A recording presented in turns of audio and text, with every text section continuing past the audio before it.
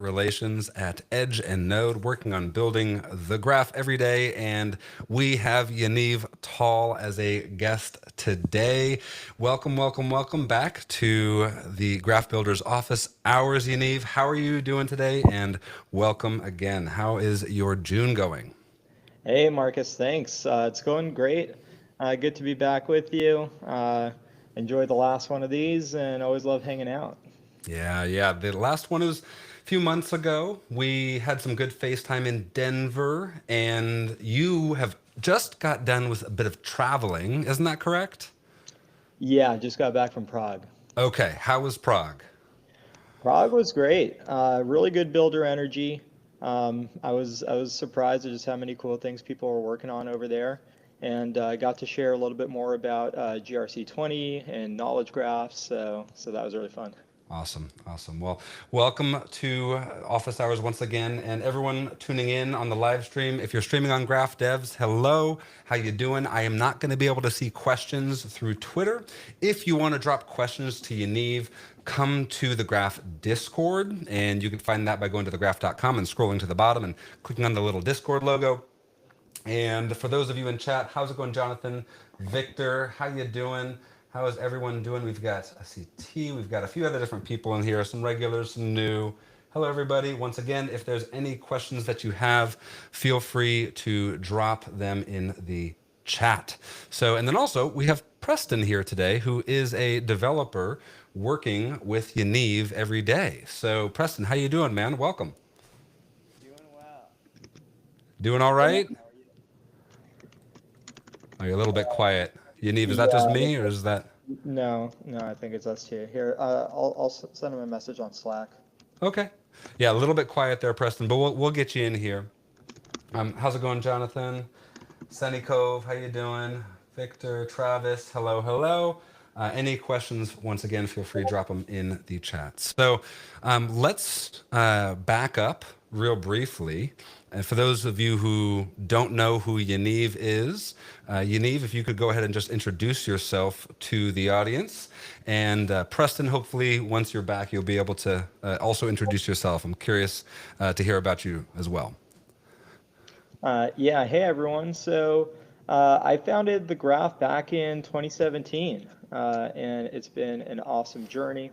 We've done so much over the years, and the last like 3 to 4 years, I've been working on Geo, which is this knowledge layer on top of the Graph, working to bring this Web3 vision to life. So it's definitely been a fun, interesting journey, inventing a ton of things and, off in the workshop building, but excited to bring, more and more of this into the world. Yeah, I've been seeing, I remember Graph Day. It was announced and I was there. And I remember, I mean, Graph Day was, feels like crazy. I was there for ETH Global SF at that same location. Where was that? What's that location called? Um, there was the Palace of Fine Arts. That's it, the Palace of Fine Arts. Wow, that was incredible. So yeah, really amazing to see the evolution over time. And for those of you watching, it's geobrowser.io. If you want to check it out, go to geobrowser.io. I'll share it in the chat so everybody can go ahead and check it out. And geobrowser.io. Go ahead and give it a check out if you haven't done so yet. Preston, are you there, buddy? Can you guys hear me? No, your audio is not really working. It's Yeah. very quiet. Super duper quiet. That's okay. You can, I believe, call in from a phone. If that, oh, he just left. We'll get him in. But for now, real quick, so you started the Graph 2017, and now you've moved on to Geo. For what purpose, real quick? And then I also, I kind of want to get a starting point for the audience who don't fully know what Geo is, and then kind of share the story of where we're at today, and if there's any changes recently. I'm kind of figuring out where the best place to start. I think that would be maybe in the beginning and how the evolution of Geo has really occurred, and then we'll bring it all the way to today. How's that sound? Sounds great. So I'll just start for the folks that maybe don't have the background. For me, Geo and the Graph right, is really all about building this Web3 vision, right? And to me, the idea of Web3 is about having an open, verifiable, composable web, right? That we don't want to have a web that's controlled by the large corporations, right? We want it to be open, accessible, so that people can access it and customize it and contribute to it, without it, going through these kind of centralized companies that control the applications. Started the graph with indexing primarily, right, as our starting point, because how you index data, it's a key part of the stack. And if we're going to enable these new applications, right, that was like one of the things that needed to be solved for. But really, we did set out to like make this Web3 vision happen.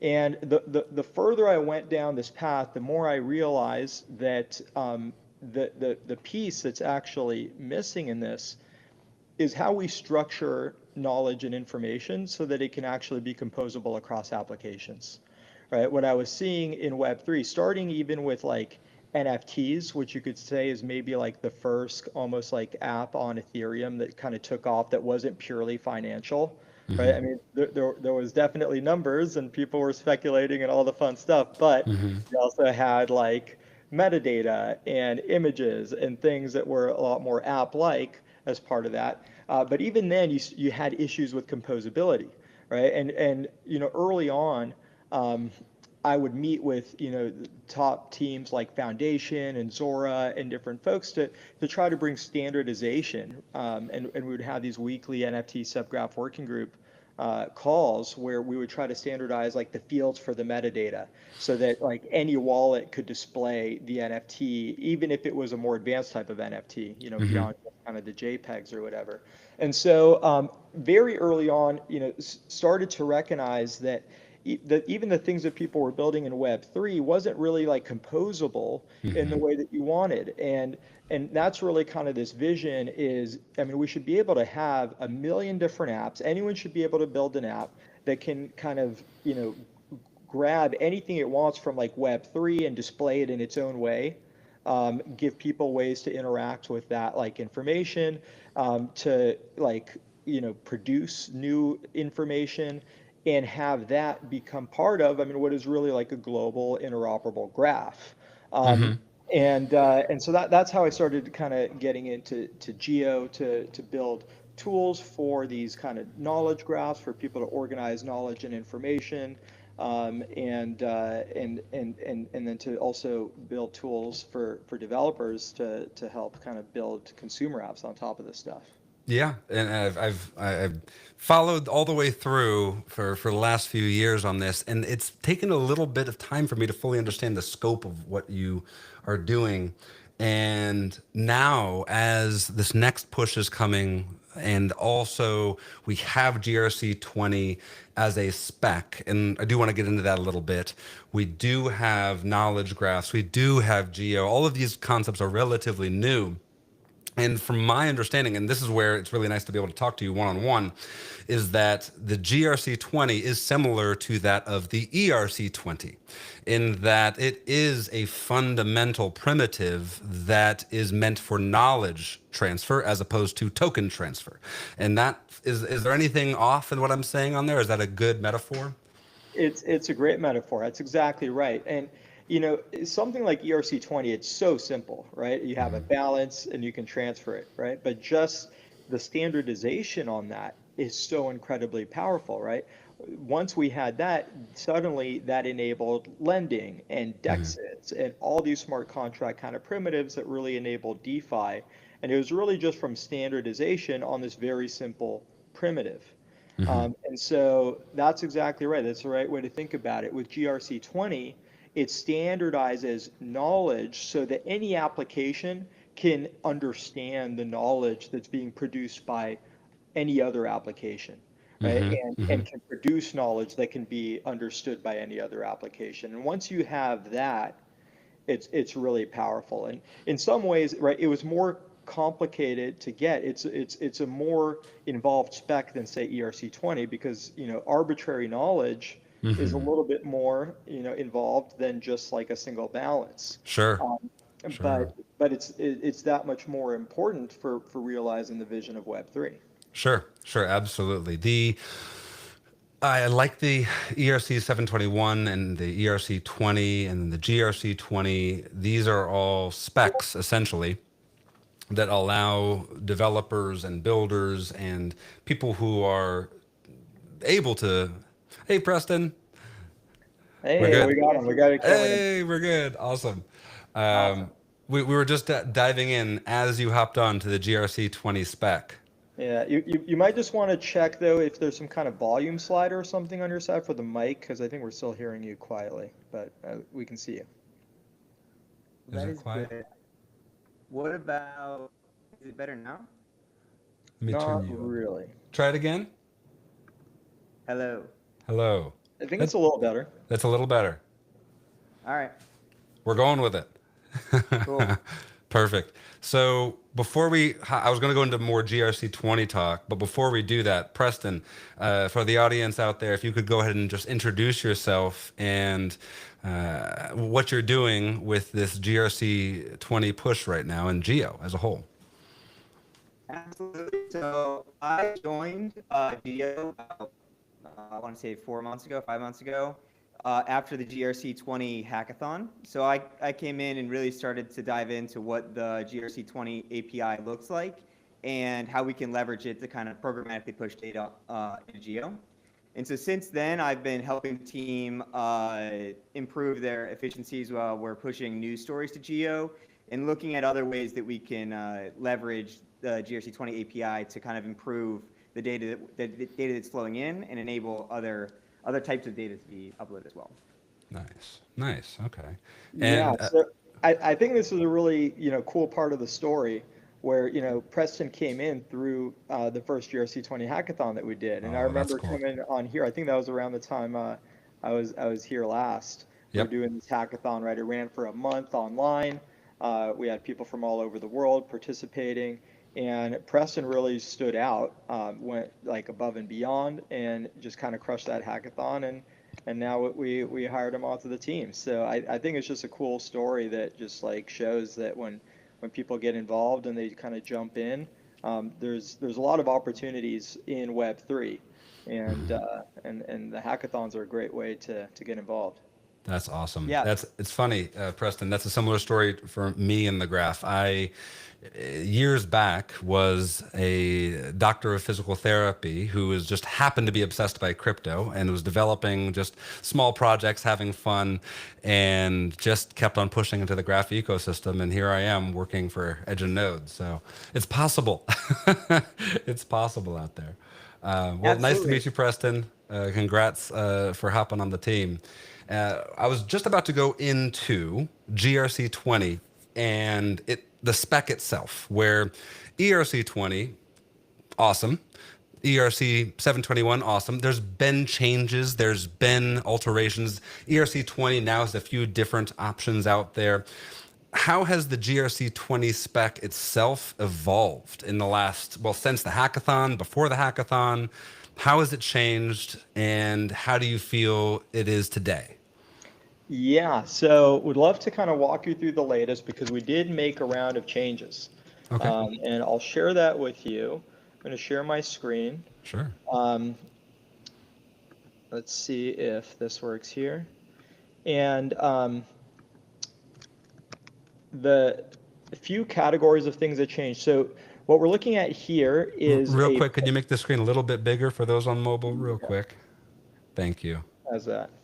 Yeah, it's So, better. I'm on a branch here, which is linked to so if you come to, there's this GRC20TS library, which I'll talk about briefly. This is probably the easiest one to find under Graph Protocol GRC20TS. And from there, there's a link to the GRC20 spec, which right now links to this branch, which has the latest changes. So these were all changes that we made after the last hackathon, where we got a bunch of input from people who are building different things, which was really great. And the serialization format that we standardize on for GRC20 is protobufs, right, from Google, which is super fast and efficient, both in size and in time to serialize and deserialize. And we define things like entities and relations. And then you have like ops, right? There's these op types to update an entity, create a relation, delete a relation. And so part of this process with GRC20, if you've been following along, we've really taken our time to get this right, because this is something that once we freeze, we are going to be supporting forever, right? It's one of these beautiful things about blockchains and Web3 is that this is immutable, infrastructure, right? It goes on a chain. That data is going to be around forever, and we need to support it. And there are so many different considerations. Let me actually show.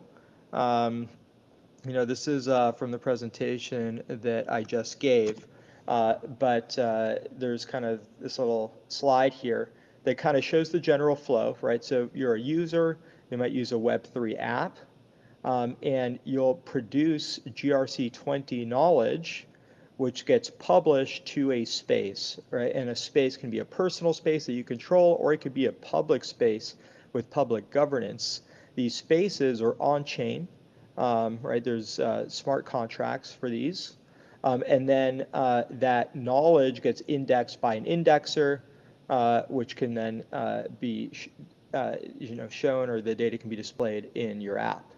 And so, so some of the changes that we made here, one, this may seem like actually a small change, but I'm interested to hear your thoughts. So last time I was here, I talked a lot about triples.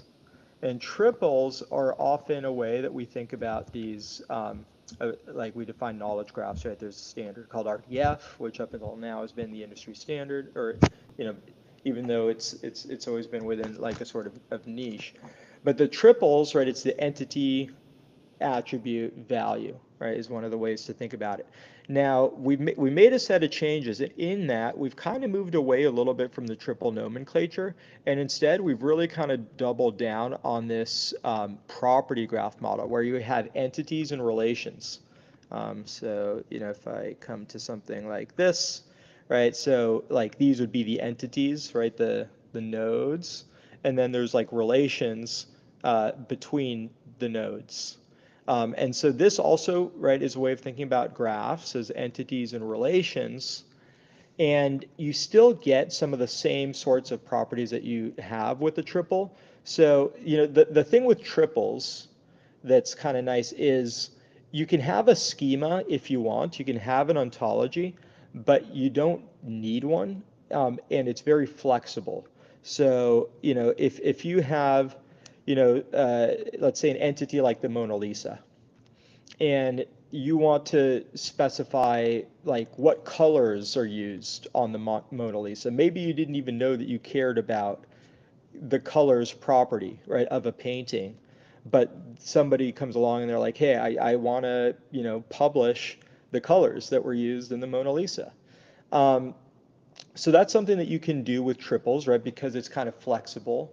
And we also enable that. So on our relations, on our entities, basically what we have is you publish ops where you can add, these values to an entity, and the values will have a property ID and the value, and those things can basically be any properties that you want. So it ends up kind of functionally being similar to triples, but it's just like a little bit, I think, simpler for people who aren't familiar with like knowledge graphs to just think in terms of entities and relations. I'm curious to get your thoughts on that. It doesn't, I mean, it feels like it accomplishes the same EAV, entity, attribute, and value. It's just a different shape. Yeah. That's basically all I'm getting from this. I'm curious about this shift. What are we? Any change, any choice? There's a cost. There's always a cost. So what are we shifting away from? and potentially moving away from to have a better preparedness for with this small Yeah. change? So, like you said, it's actually a very small change and it doesn't have that much impact. What it actually, one thing that it gives you is it's more efficient to store because you Mm, don't have to duplicate like the entity ID like 20 times if you're adding like, call it 20 triples, right? mm-hmm. Instead, you just have the entity ID once and then you just have all the like property value. Nice. So it ends up being more efficient to store Nice. and it's just one less concept. So it doesn't really come at a cost. Cool. Um, and then, from the indexer side, you could decide, and sometimes with these schemas, you might actually have customized indexes for the different properties, and like you could try to lean towards bringing back more of the like structure from the types in the ontologies, but and that could make things rigid if you did it too much. But the way that we're building our indexer, it maintains all of the same flexibility as the Okay. other models. So that's the thing. Now, there's some things, right? This is more like internal stuff, so it doesn't really impact people a lot. But uh, w- uh, oh, actually, no. So this part is actually a larger change. So we completely revamped how we manage relations, and Okay. This is a bigger change. this is a bigger change. And Yeah. so here, the relation message here you can see in the protobuf, we have a from entity, a from space, and a from version. And we have a to entity, a to space, and a to version. And then we have something here, which is the relation entity. So this here is an entity that represents this relation. And basically what we've done is we've split this relation up into two parts. We have this lightweight relation, and then we have this relation entity that has all of the properties and things if you want to have like additional information about the relation. Um, and that accomplishes a few things. One is we found internally the previous way that we were handling relations, where it was these mutable relations. One is we found quite a few places where we would have relation-related bugs, and Mm. it's kind of there's something about relations that really don't want to be mutable, and when you mutate them, like there's just a lot of different things that need to update, and you kind of have this performance versus like freshness kind of like thing that we're kind of constantly like running up against, and it actually really was hurting our performance. And this is an interesting thing, you know, with this kind of GRC20 journey is there's so many different pieces. You have the knowledge graph data structure, you have the indexer, right? You have kind of the on-chain contracts, you have developer tools and like a user interface for interacting with this stuff. And whenever you make small changes to one thing, it kind of ripples across the other Yeah. things. Yes, it And does. so, right, it's kind of Yeah. been this process of we really want to like build whole use cases on top of this stuff and learn from all these different use cases how it impacts the design, right? And run this stuff for a while and see, okay, what happens. So one of the things we realized is that the old version of our relations was actually, was hitting indexer performance. And Mm. so one of the things, so with this change, we changed the ops, and so now basically you can create a relation. You can you can update a relation, but it's only if some of the fields. And so we kind of specify what are the fields that are kind of mutable with this update relation op, and then you can delete relations. Um, and but by making most of these things kind of immutable, that helps a lot. And then what you have is the properties on the relation live on this relation entity. So this is a thing that kind of happens internally. And then, we have this SDK, right, this Hmm. GRC20 TS library that just makes it super easy to interact with this stuff, right? So we have functions to create a property, to create a type, to create an entity, to create a relation. And so this just looks like, you can see here, super easy TypeScript, right? You create entity, give it a name, description, you can give it types, you can give it values, and you can give it relations. And under the hood, this thing will like create the right ops for you and make sure you're doing everything right. Now, the structuring of this, the GRC20 as it is with the new relation entity, I mean, both are entities. We have edges and nodes. No pun intended with edge and node at all. With between the relations and the entities, the shift to this direction. Preston, you entered this space as a builder, and you saw the older GRC20 with the EAV model, and now it's shifting to simply just entity. It seems like just entity kind of model. I don't know how you'd call it, but it's a different kind of model. What does this mean for you, Preston, as a builder in the hackathon to now actually working in the project? Yeah, it was actually nice. I got to experience a lot of what the old model was and help facilitate what this new model is going to be. The easiest way for me to kind of show this would be to show a diagram here. Sure. So, can you see my screen? Yep. Yeah, if you could zoom in once again a little bit, my eyes are going, and maybe it's not just me, but Yep. So this is what the old model looks like, right? You have a person, and say you wanted to make a work set relation to Geo, right? You would have these relations. And the interesting thing about what the graph or what the knowledge graph is it's this like amalgamation between a relational DB and a graph DB. So you have these relations, but you can also have relations from relations, which starts to kind of blur the lines between a relation and an entity. And so what I experienced while doing this was, okay, say that you wanted to have this work set relationship from me to Geo, but then they also wanted a team members relationship from Geo to me. If I have a roles relationship from that work set relationship to the analyst is my role, and then in that roles relation, I would have information about my role, maybe the start date and end date. But if Geo also wanted this team members relation, and they also wanted this team roles relation. Preston, Yep. yeah, You maybe want to kill your camera because your audio's choppy, and I wonder if we just had the screen share and the audio, if that might be yeah, there better. we go. What about now? Way better. Yeah. Okay, cool. So if we would essentially have to have this duplicate relation here, where we have the same data being represented in this roles relation from team members and this roles relation from worksat. And so with this new model, we are separating out the relation and the entities. What that also does is allows relations to share relation entities.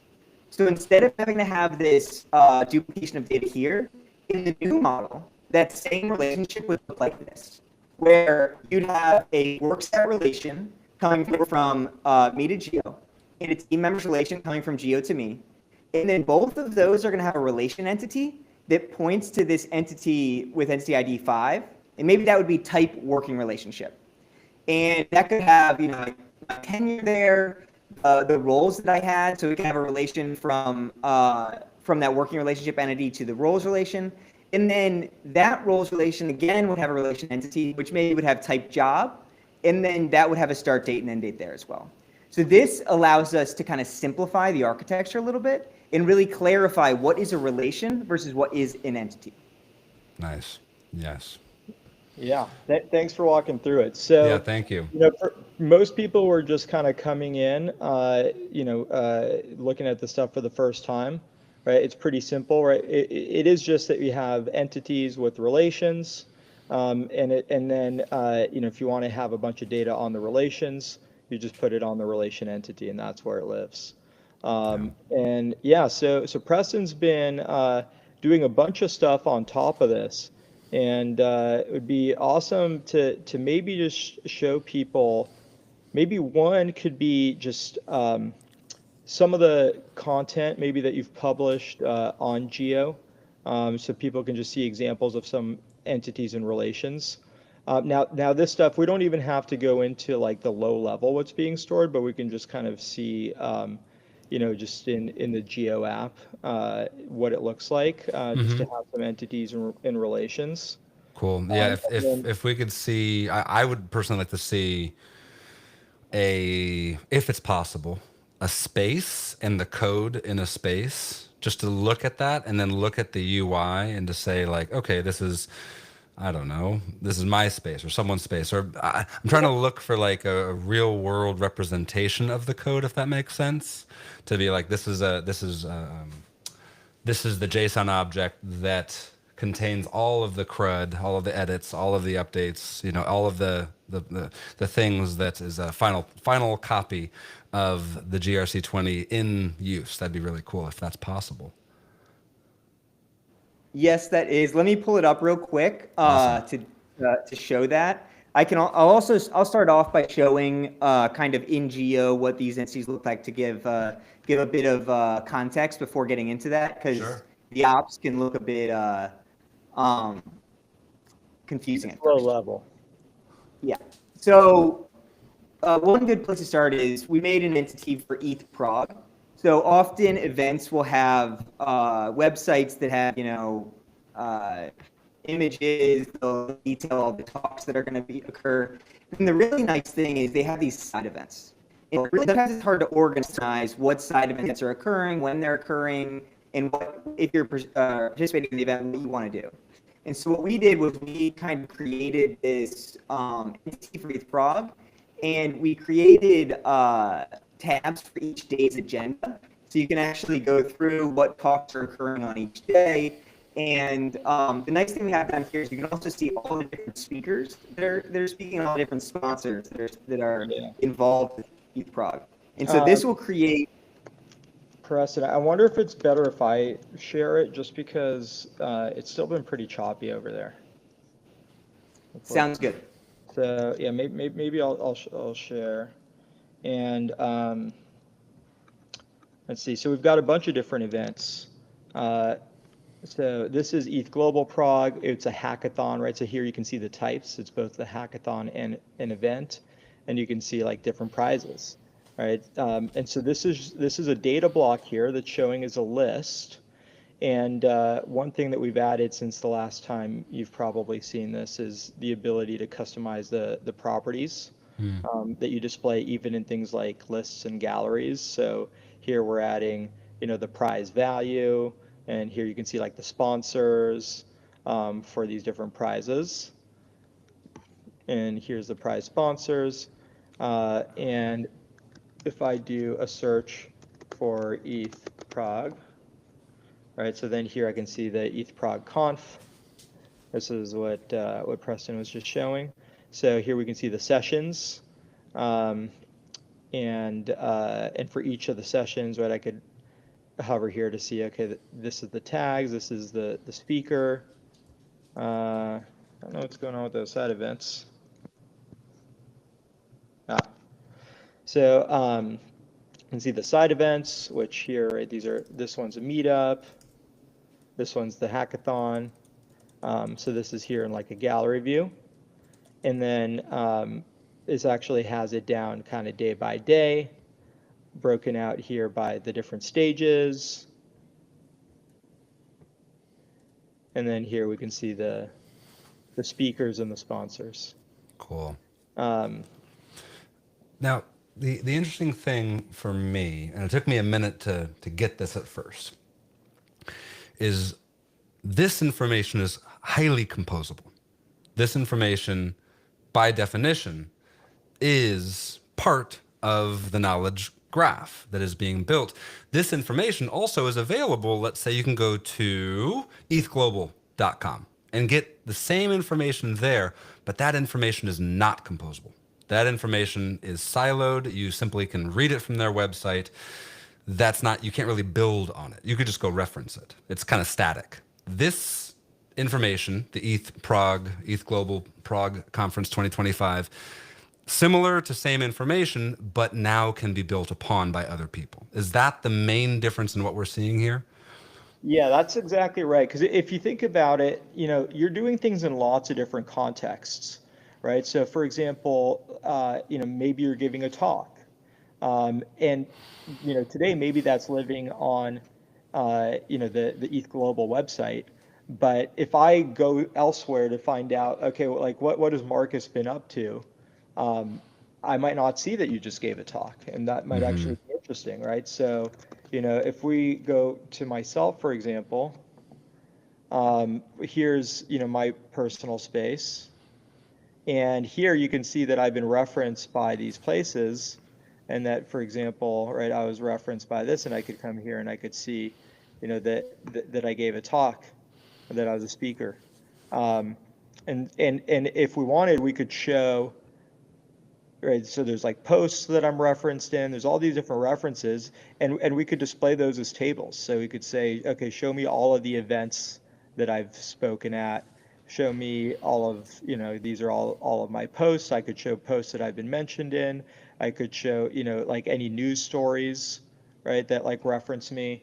So, for example, if we go to like Vitalik, who's been doing even more things than me, and there's like topics that are related to Vitalik. Here's like the latest news stories on Vitalik.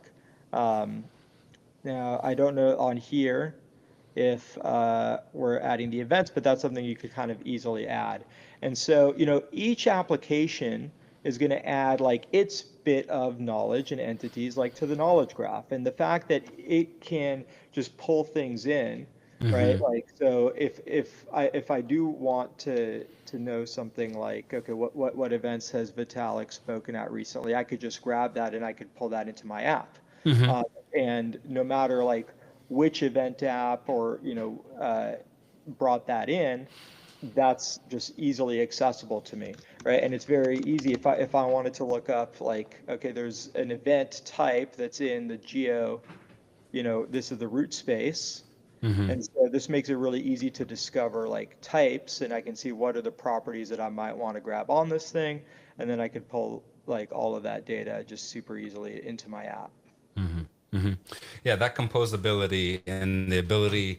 I mean, I think events, Eventbrite, Luma events, all these different ecosystems within themselves that are siloed. Should there be the ability to have a ecosystem, a knowledge graph, if you will, that allows for these event apps and for, let's say, a GitHub style web app, and also a calendar, and also a social networking, and have it be all being able to be related through knowledge and the values and the GRC 20 spec, that feels like a very cool Web3 thing. So I'm excited for this. And Yeah.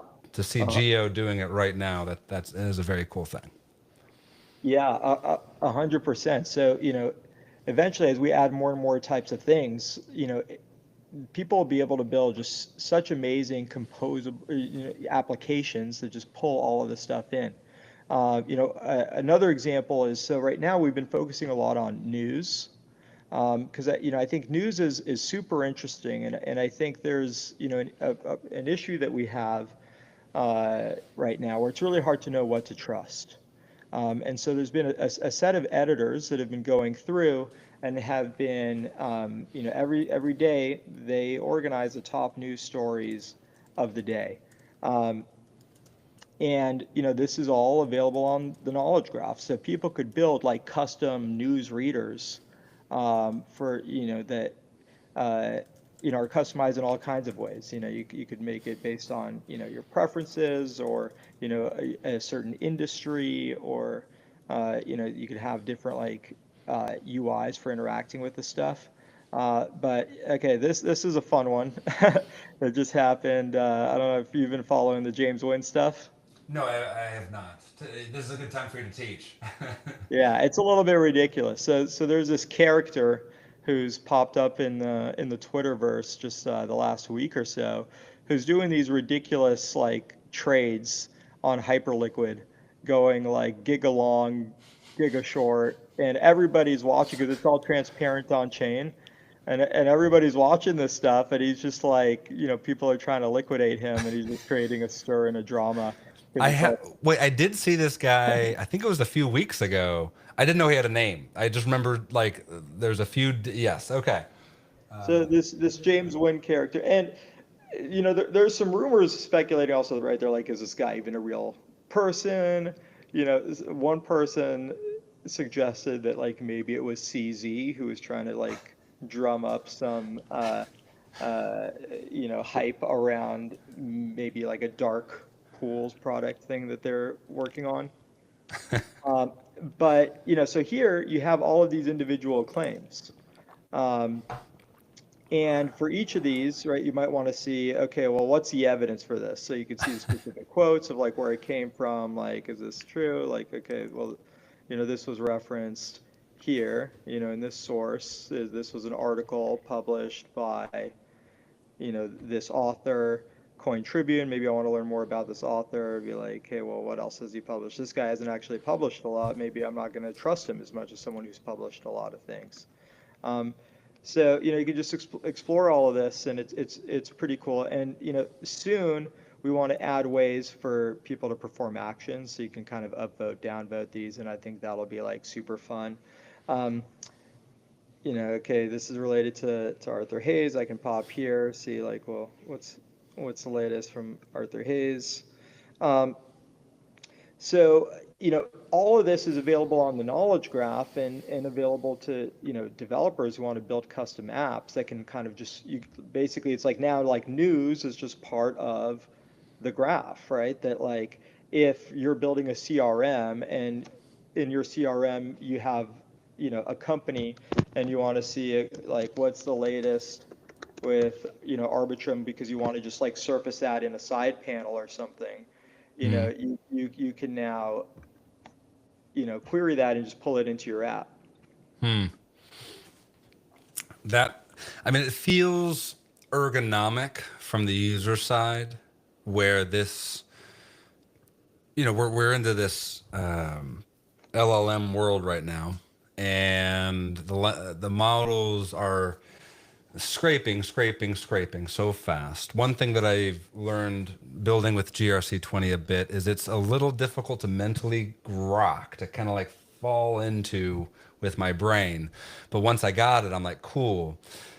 I feel like other developers are going to have a little bit of difficulty there. But once you get over that little bump, the payoff is significant, where that's the cool thing. It takes a little bit of sitting down and thinking, using a chat, a GPT of some sort, using a Claude, and really, what the hell am I doing right now, and how the hell does this link? And I'm excited that the actual data model is simplifying with this new update, because that's even going to be more simple for developers.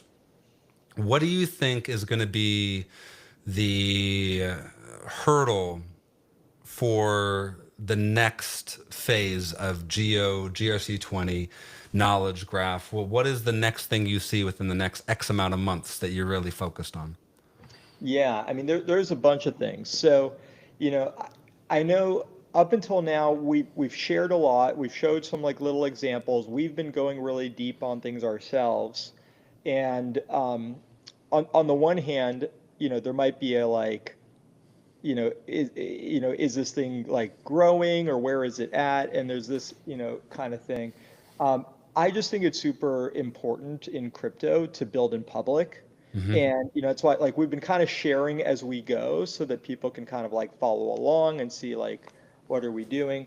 But we haven't really like opened it up yet, right? And essentially the way we've done it is every 6 months or so, we open it a little bit, and then we have people kind of dive in, and then we go really deep to just push it to the next level, and work on more use cases and all of this stuff, so that by the time we like open it, it's like completely stable, and then we don't want to do breaking changes, right? We want people to build with confidence. So we're getting really close now to the next step where we open it up some more, and some of the things that people can get excited about is we are going to have a whole new set of tools for developers, so that developers can build like next gen things. And so I don't want to say more about that yet, but it is a stay tuned, Cool. because we've been paving the road for a while now, and it's going to be really cool for developers once all the pieces come together, and that's Cool. coming up super soon. Very cool. So Very cool. yeah, that's one of the things I'm really excited about. And then on the app side, we are going to start opening the onboardings back up. So we've had right now, if you go to geobrowser.io, there's an early access form, and people have been signing up. And we're going to start kind of ramping back up the onboardings. Again, this is one of those things where we want people to be able to create their personal space and to start to kind of, interact a little bit. And we've been waiting to kind of like grow that up, but that's something that we're going to start opening up a lot more coming up soon. Cool. Exciting. Yeah. Well, when it's time, feel free to hop back in. I think it would be good to check in when that time is and when the next iteration of this comes through. I personally am looking forward to tinkering with the new GRC20 spec a little bit, checking out GRC20 TS and seeing how that feels. And yeah, I feel like there's a lot of cool things that are cooking right now in the graph ecosystem, and it feels like an exciting time. So I just want to thank you and Preston and the entire Geo team and for your efforts and what you guys are building. That is, there's a wholesome kind of ecosystem within this spec. Yes, highly technical. Yes, this is a new paradigm. Yes, there's a lot of things that were kind of on the edge of what Web3 can be. And beneath that, I do feel like there's a desire to do something that is just good for people. And that's an exciting thing to connect. That's a hard thing to connect because there's so much technicality. It's difficult to understand. Are we heading towards helpful things? Are we doing we're heading towards good things? I do feel like within the GRC20 spec and the knowledge graph idea, I feel like it's an interesting good thing for Web3 as a whole. And then also with LLMs being here right now, I feel like it's getting easier to create something that is so complex in many ways. So. Yaniv, Preston, thank you guys so much for your time. Is there anything else you'd like to share to the audience? Any calls to action, anything you'd like them to do before we sign off today? Yeah, just to kind of add to what you were saying there. So, Preston's been involved with a team that's been organizing a ton of knowledge, and I think it's interesting to think about like, for this kind of next stage of Web3, right? We want to move beyond just kind of the DeFi applications. I think DeFi is amazing, and it's going to be an important part of, the crypto economy. But at the end of the day, the finance is only useful if it's financing like real world activities and things, right? And that to me is where kind of the Web3 comes in, and just so much of it can get comes from knowledge and information, right? And how we coordinate to do things, right? As communities, as teams and industries, and so we are going to be, and I think we don't have time for today, but Preston is going to show like some of the tooling that we've been building to just kind of automate organizing a bunch of knowledge and stuff. And I think what's really cool about this thing is even a single individual can do so much productive work. And that's part of the beauty of composability, because everything is additive. And so we've got like a few people that are working on like a bunch of knowledge that I think is going to be super interesting for people in the crypto space, and to also show how we can expand this stuff also like beyond the crypto space. And I think like the GeoGenesis application, which I showed, and I think when people kind of dive in and play with it, it looks a little bit like a Notion, which is fun. I think a lot of people use Notion at work or, maybe to manage their personal things. Like it's a super powerful, generalizable like user interface, Mm-hmm. which I think is nice. But one question that I have is, how much of the usage for this stuff is going to be through a generalized app like, say, GeoGenesis, and how much is going to be through like custom apps that developers build? And I think there's just like so much opportunity to build really cool apps on top of this stuff um, that is going to be able to benefit from the knowledge that people like Preston and others kind of bring. And so I think that's just something to keep an eye out for as we kind of open that up. I think there's going to be like a ton of really exciting opportunities on essentially on both sides. Mm-hmm. So keep an eye out for more opportunities like the GRC20 hackathon that we did, where Mm-hmm. people can essentially like get paid or like compete to win prizes for Mm-hmm. organizing knowledge. People like Preston, got a job that way, which I think is super cool.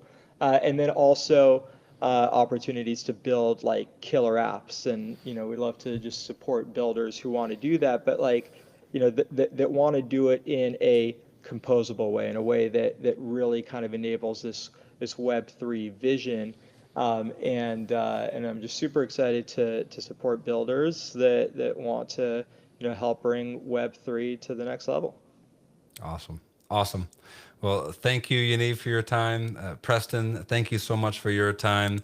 I look forward to having you guys back when the next time is, whenever that is, for GRC20 knowledge graphs, all of the above. And everyone in the audience, thank you so much for your time today. Thank you for coming in for another episode of Graph Builders Office Hours.